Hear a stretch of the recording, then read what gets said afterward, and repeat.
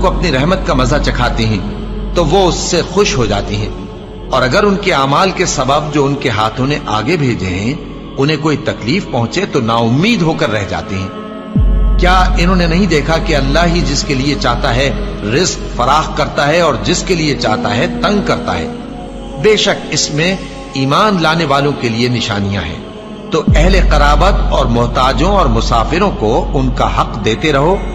जो लोग अल्लाह की रिजा के तालिब हैं ये उनके हक में बेहतर है, और यही लोग कामयाबी हासिल करने वाले हैं। और जो सूद तुम देते हो कि वो लोगों के माल में बढ़े, तो अल्लाह के नजदीक तो वो बढ़ता भी नहीं।